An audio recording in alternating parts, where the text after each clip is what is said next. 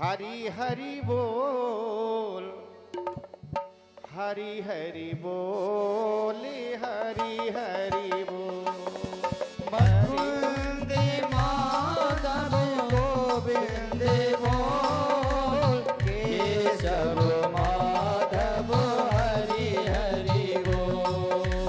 मुकुंद माधवी गोविंदी बोल, केशव माधव हरि हरि बोल। मुकुंद माधव गोविंद बोल, केशव माधव हरि हरि बोल। केशव माधव हरि हरि बोल। सभी लोग आई ताली बजा के जय हो।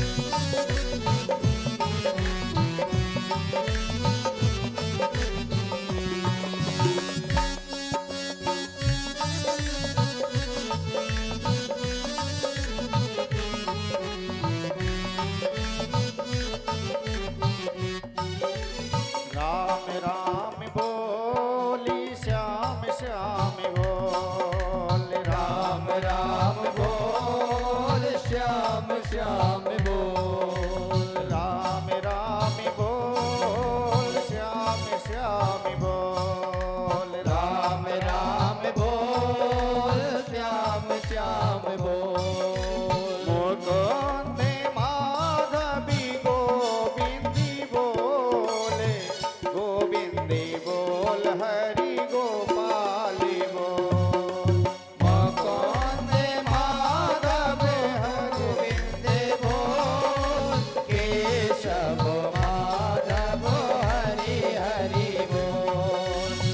हरि के प्यारे हरि हरि बोलो, हरि के प्यारे हरि हरि बोलो। मन मंदिर का पर्दा खोलो, मन मंदिर का पर्दा खोलो। ये तन है जागीरी नवैया, ये तन है जागरी रमैया। कृष्ण कन्हैया बलदाऊ जी के भैया, कृष्ण कन्हैया बलदाऊ जी के भैया। मुकुंद माधव गोविंद बोल, केशव माधव हरि हरि बोल। मुकुंद माधव गोविंद बोल, केशव माधव हरि हरि बोल। मुकुंद माधव गोविंद बोल, केशव माधव हरि हरि बोल। केशव माधव हरि हरि बोल। केशव माधव हरि हरि बोल। केशव माधव हरि हरि बोल। बोली बांके बिहारी लाल की जय हो। बोली भागवत महापुराण की जय हो। कथा प्रसंग पर चलते हैं। कल सायंकालीन बेला में हम आप सभी भक्त लोग भगवान कन्हैया जी के जन्मोत्सव का आनंद ले रहे थे। देखिए यहाँ पर हम आप रह रहे हैं, इसका नाम है संसार, जिसमें किसी प्रकार का सार नहीं है, ऐसा ही तो ये संसार है। अंसारा खलु संसारो दुख रूपी विमोहिका, जिसमें किसी प्रकार का सार नहीं है, इसीलिए इसका नाम है संसार। इसका नाम दुखालय भी है। जो यहां आएगा उसको दुखी होना पड़ेगा, चाहे वो राम जी आए हों, चाहे वो घनश्याम जी आए हों। कोई नहीं बचा यहां से सुरक्षित निकल के जा नहीं सकता, रोना पड़ेगा। कन्हैया जी का जन्मोत्सव में आपने सुना होगा कि भगवान का अवतार कहाँ हुआ? कंस के कारागृह में।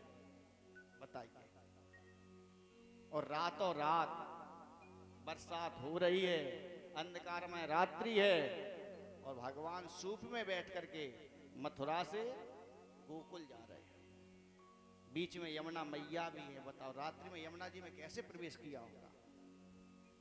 कितनी संकट की घड़ी होगी उस समय। जब भगवान संकट से नहीं बचे हैं और हम लोगों पर थोड़ी अगर विपत्ति आ जाए ना, तो हम लोग कहते हैं ये भगवान है नहीं, भगवान सुनते नहीं है।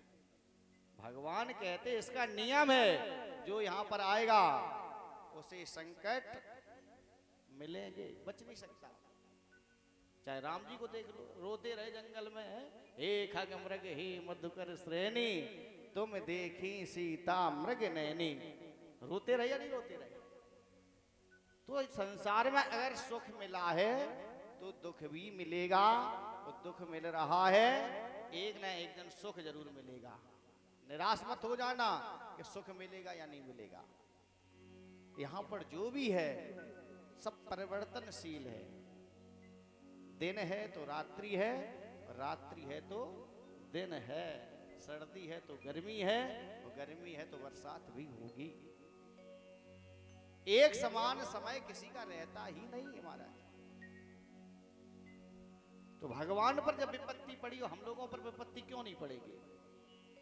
इसीलिए जब हमारा आपका जन्म भी होता है ना, तो बच्चा सबसे पहले जन्म लेकर के रोता है, शुरू कर देता है रोना। अगर यहां सुख ही सुख होता तो जन्म लेने के बाद कोई हंस करके भी प्रकट हो सकता था, लेकिन रो करके ही प्रकट होता। ये तो नियम है, रो करके पैदा होना है।